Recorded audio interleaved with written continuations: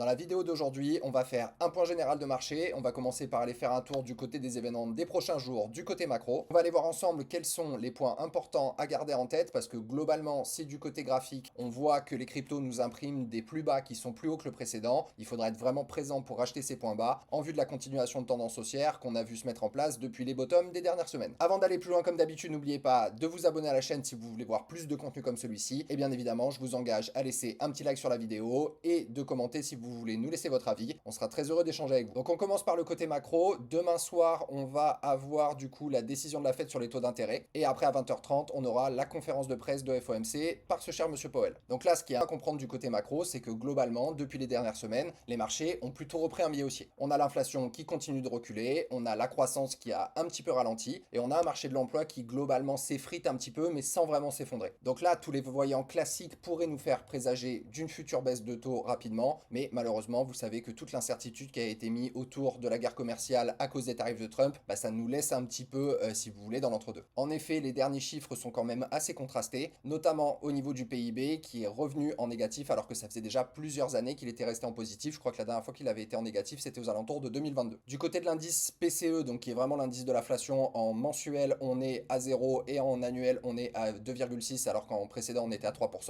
Donc ça nous montre quand même qu'on a toujours l'inflation qui ralentit. Et du côté de l'emploi, on a la dernière création d'emplois non agricoles à l'ADP qui a affiché 62 000 nouvelles créations d'emplois. Donc on était très loin quand même de la prévision à 114 000. Donc on est loin des rythmes de croisière, mais globalement, le chômage reste plutôt stable. Donc globalement, cette conjonction de croissance molle, mais pas d'effondrement au niveau de l'emploi, ça nous laisse un petit peu dans un espèce de statu quo. Tout ça, ça va à mon sens encourager la Fed plutôt à temporiser, parce que maintenir les taux un mois de plus, c'est pas ça qui va forcément plonger le pays en récession au prochain trimestre. L'indécision, comme vous le savez, elle se trouve toujours autour des tarifs de Trump, et c'est là que l'équation, elle se complique quand même un peu. Comme vous le savez, les dernières hausses douanières, elles ont rendu Powell assez prudent au niveau des dernières FOMC. Et tant qu'on n'a pas de vrais accords qui sont signés, que ce soit avec la Chine, avec l'Inde ou avec l'Europe, et pour le coup, on a très peu de possibilités d'avoir de vraies prévisions au niveau de ce qui va se passer au niveau de l'inflation. Donc globalement, si Powell reste plutôt neutre au niveau de son discours du FOMC, on pourrait voir vraiment ce biais haussier continuer de se matérialiser sur les marchés. Par contre, si à l'inverse, il nous dit que vraiment là, pendant les prochaines réunions du FOMC, à partir de juin et de juillet, il va se mettre à baisser les taux, là, il y a quand même de fortes chances que le marché reprenne vraiment sa tendance haussière. De toute façon, on voit que le BTC a quand même été extrêmement résilient, on en a beaucoup parlé dans les dernières vidéos. Pour le coup, ça nous présagerait quand même un bon futur à court terme. Par contre, à l'inverse, un message un petit peu alarmiste en nous disant que voilà, les tarifs vont certainement relancer l'inflation, etc.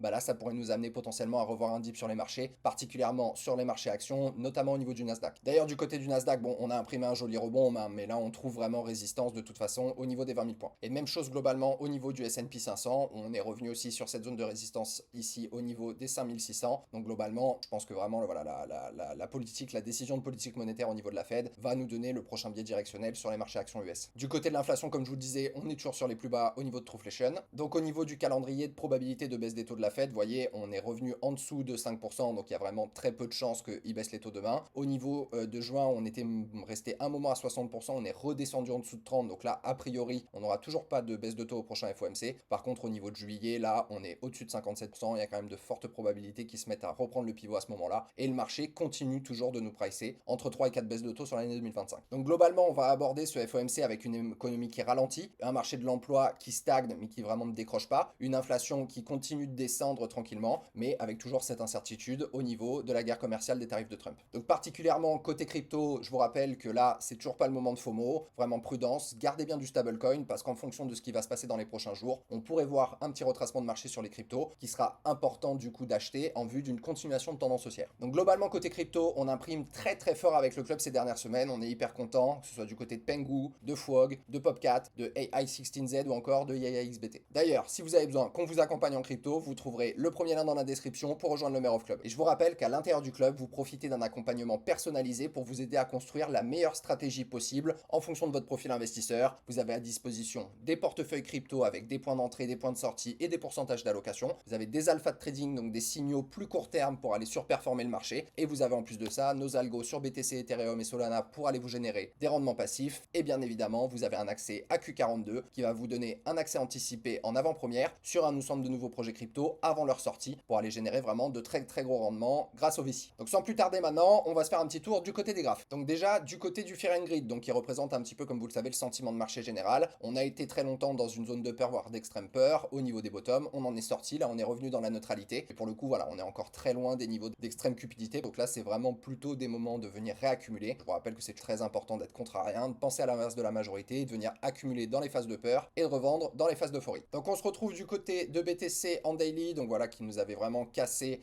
ce biseau descendant, qui est plutôt une figure de continuation haussière hein, vers la hausse. On était sorti là de ce range en venant casser avec le plus haut, qui est un haut très important ici hein, au niveau des 100 000 $, qui représente le mid-range et qui est le dernier haut qui nous avait permis vraiment de casser le range et de venir à prendre appui dans le biseau descendant et de venir faire a priori ce qui serait le bottom. Et ensuite derrière on s'en était affranchi par le haut. On a acté le retournement de marché ici quand on est venu casser le plus haut des 88 000 $. On a créé de la fair value gap, donc du déséquilibre de marché. Là c'est vraiment un endroit où du coup les acheteurs ont éclaté les vendeurs. Et là on est venu trouver résistance ici au niveau de la fair value gap là des 98 000 $. Donc c'était une zone dans laquelle potentiellement là on pouvait voir un petit retournement. Je pense que les marchés crypto ils ont besoin de souffler un peu hein. On a quand même fait un joli depuis les bottoms sur BTC, on a imprimé quand même un plus de 31%, donc ce qui est énorme. Pour le coup voilà, moi je pense que les marchés là ils ont besoin un petit peu de venir retravailler certaines zones un petit peu plus bas avant de repartir à la hausse pour faire une continuation de tendance haussière. On a un volume qui est quand même assez descendant sur les derniers jours. On a le RSI vous voyez qui a bien cassé sa zone des 50. On a eu un fort momentum aussi ici sur cette hausse.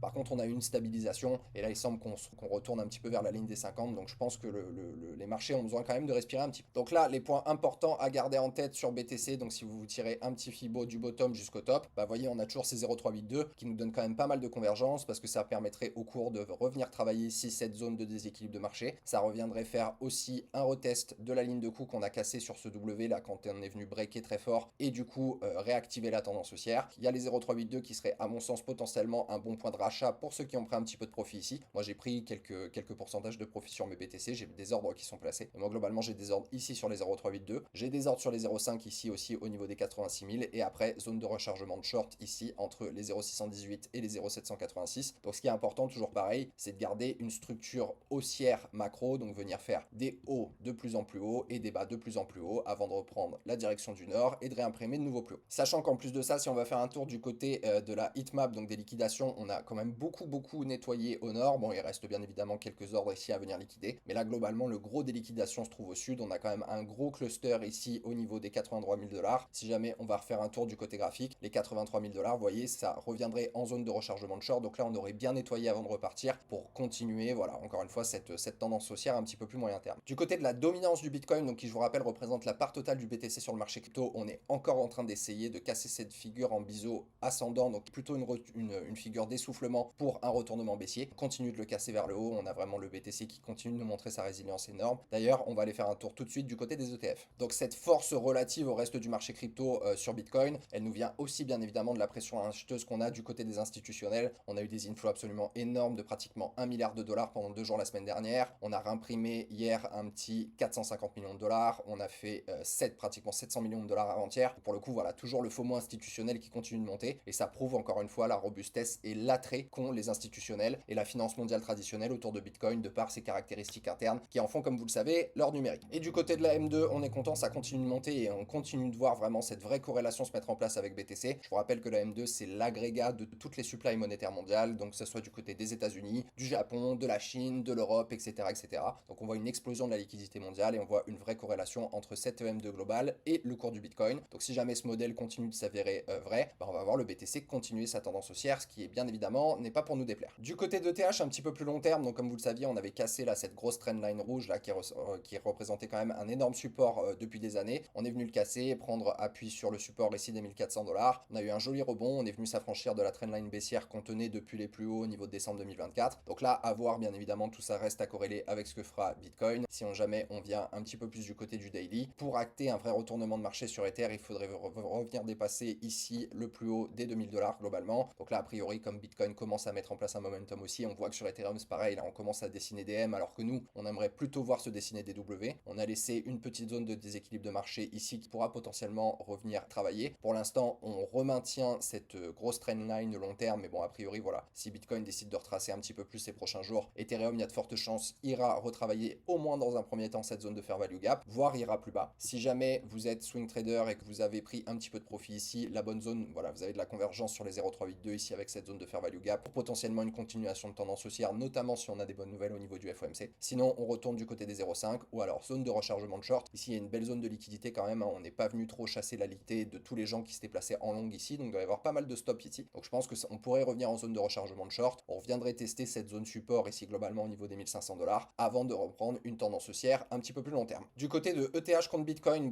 toujours rien à signaler, hein. Globalement, on est sur des niveaux ici qu'on n'avait pas atteint depuis janvier 2020. Il n'y a vraiment aucun signe de force. Donc là, pour le coup, a priori, ETH a toujours pas envie de retourner surperformer Bitcoin. Donc moi, encore une fois, voilà, je pense que vraiment pour reprendre une forte exposition sur Ethereum, je veux voir un retournement de marché se mettre en place ici. Donc globalement, si on vient au niveau du plus court terme, les niveaux intéressants qu'il faudrait venir dépasser, ça serait globalement le plus haut ici des 0,024. Donc là, on est à 0,018. On voit a priori que ça a envie de retourner encore un petit peu plus vers le sud. Donc voilà, toujours pas de réveil au niveau d'Ethereum. On espère bien évidemment que ça va finir par arriver. Ça fait tellement longtemps qu'on attend qu'on l'a bien mérité quand même. Du côté de Solana, même chose. Après avoir acté du coup le retournement de marché quand on a cassé le plus haut ici des globalement 148 $, il semble aussi qu'on vienne rechercher un petit peu plus bas. Là, a priori, on a la zone support au niveau des 130 $ qui serait un bon premier arrêt. On n'a pas globalement de gros déséquilibres de marché au niveau du prix sur Ethereum sur Solana en daily. On est pile sur la zone des 50, donc là le but ça serait de pas trop la casser non plus, de pas partir trop bas parce que sinon on pourrait venir rechercher des zones potentiellement de survente. On a un volume qui est plutôt décroissant sur Solana. Donc là moi j'ai pris un petit peu de profit ici aussi là juste après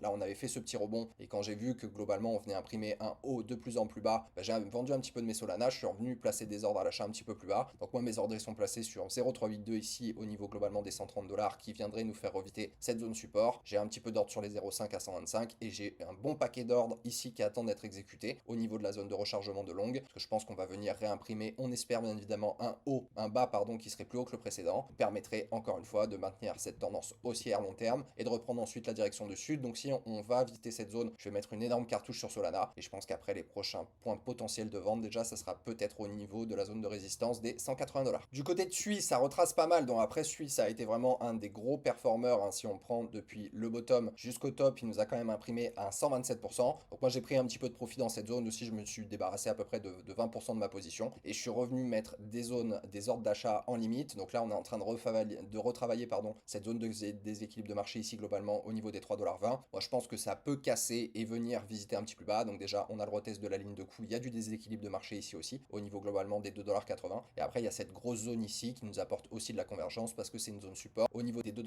Donc globalement là toujours pareil, les zones à garder en tête, vous tirez un petit fibo. Donc vous avez les 0,382, donc moi j'ai des ordres placés toujours pareil, hein, à 0,382, à 0,5 et au 0,618, enfin entre les 0,618 et les 0,786 pour une continuation de tendance haussière après une respiration dont le cours a bien besoin parce que quand vous imprimez quand même un plus 124% en quelques jours, il y a besoin quand même de respirer pour que ça reste sain. Du côté de Tao, donc même chose, on avait imprimé du coup on avait fait un bon rendement sur Tao là, on est venu quand même réimprimer un plus 130% aussi, donc là pareil, forcément le cours il a besoin de respirer un petit peu, tout ça reste corrélé avec ce que va nous faire Bitcoin, mais bon a priori voilà, vous avez vu Bitcoin plutôt repartir là dans des phases de correction, de retracement. Donc là on voit en plus que le RSI vraiment, il nous montre vraiment une structure en top, hein, entre guillemets. On a le prix qui continue de latéraliser alors que globalement le RSI descend, donc ça c'est des signes de divergence qui nous amènent à penser qu'on va revenir faire un petit retracement un petit peu profond sur Tao. Pareil, les zones intéressantes, vous avez les 0,382 ici au niveau des 300 $, vous avez le retest de la ligne de coût qui correspond parfaitement aux 50% de retracement, et après derrière vous avez pas mal de déséquilibre de marché, hein, ici aussi partout, ça c'est des choses que potentiellement on va revenir travailler. Donc là je pense que la zone support ici des 230 $ correspond aussi pas mal avec la zone de rechargement de longue des 0,618, 0,786. Donc pour une continuation de tendance haussière, ce qu'on aimerait voir sur un Tao, c'est venir ici ou plus haut, zone de rechargement de longue avant de reprendre une direction un petit peu plus haussière et de retourner à l'assaut. Globalement là la prochaine résistance elle est au niveau des 500 $. Du côté de Pengu, donc bon bêta de l'écosystème Ethereum sur Abstract, donc là pour le coup on a fait aussi une belle performance, hein, entre les bottoms et le top local, on est venu réimprimer à 280%, donc ça on est hyper content, on a pu surfer là-dessus dans le club notamment. Donc là voilà, besoin de retracer aussi et de respirer un petit peu, donc prochaine grosse zone support ici au niveau des 0,09. Derrière on avait acté le retournement de marché ici en venant casser le plus haut des 0,075. Donc là pareil, tracer un petit fibo du top jusqu'au bottom. Donc là les zones intéressantes c'est le 0,382, moi j'ai commencé là à en racheter doucement, après je pense que ça va aller un petit peu plus bas. On a pas mal de zones de déséquilibre de marché ici à revenir retravailler, et la zone ultime pour rentrer ici, je pense que reprendre du Pengu globalement au niveau des 0,06 ça pourrait être un bon point d'achat à long terme et ça nous permettrait encore une fois toujours pareil de maintenir notre continuation de tendance haussière avant d'aller chercher la prochaine résistance qui globalement se trouve ici à peu près au niveau des 0,015. Du côté de Popcat, donc Popcat écosystème Solana, donc gros memecoin, hein, vous le savez, il y a une grosse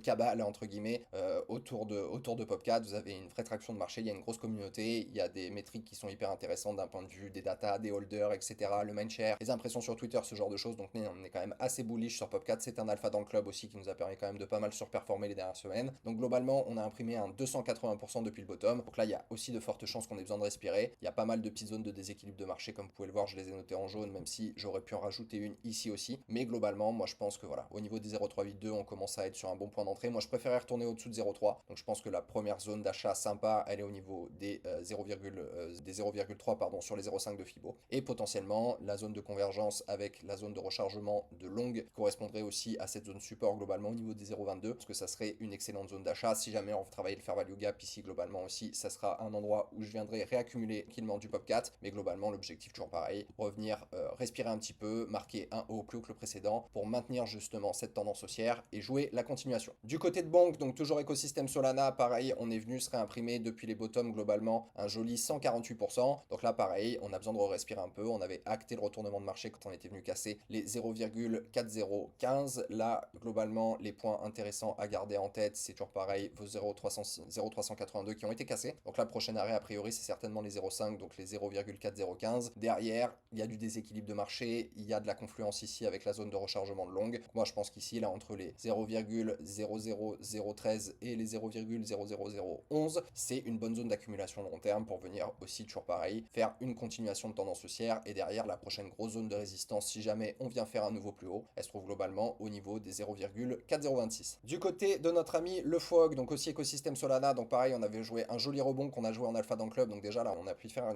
une jolie zone de profit. Là derrière on est venu acter le retournement de marché ici en venant clôturer au-dessus des 0,06. Donc là on a déjà entamé le retracement sur FOG. Globalement on est dans une zone intéressante d'achat long terme, on est dans la zone de rechargement de short. Donc là l'objectif aussi c'est de pas descendre plus bas, de pas venir casser le dernier lot, parce que sinon là on serait dans une continuation de tendance baissière. Là le but c'est vraiment qu'on puisse tenir cette zone là avant potentiellement de repartir si jamais on a une continuation de tendance haussière. Là l'objectif ça sera de revenir targeter cette zone de résistance au niveau globalement des 0,1. Du côté de MOG, donc là plutôt écosystème Ethereum aussi, la crypto sur laquelle on s'est bien positionné dans le club. Depuis le bottom on avait imprimé sur les plus hauts pratiquement 200% de performance, donc ça plutôt cool. Donc moi pareil, ça fait partie des zones là où j'ai vu un petit peu profit, où j'ai pris un petit peu profit quand je voyais que ça commençait à se retourner. Donc a priori là on est plutôt dans une phase de retracement. Les zones importantes à regarder, vous avez globalement ici votre point d'intérêt au 0,382, ça va à mon avis retourner un petit peu bas, donc vous avez le prochain arrêt les 0,5, et sinon zone de rechargement de longue ici entre globalement les 0,6044 et les 0,6036, donc la bonne zone d'achat à long terme pour aller toujours pareil, maintenir continuation de tendance haussière, et après prochaine zone de résistance ici. Si jamais on casse, on se retrouvera assez rapidement à mon sens au niveau des 0,5012. Voilà les amis, c'est tout pour moi, j'espère que cette vidéo vous a plu. Comme d'habitude, n'hésitez pas à vous abonner à la chaîne si vous voulez voir plus de contenu comme celui-ci, n'hésitez pas aussi à liker la vidéo et à nous laisser un petit commentaire, et je vous rappelle que tout ce qui a été dit dans cette vidéo n'est un conseil en investissement, faites bien vos propres recherches et surtout n'investissez que ce que vous êtes prêt à perdre. Prenez bien soin de vous, que le marché vous soit favorable, et on se retrouve dans une prochaine vidéo.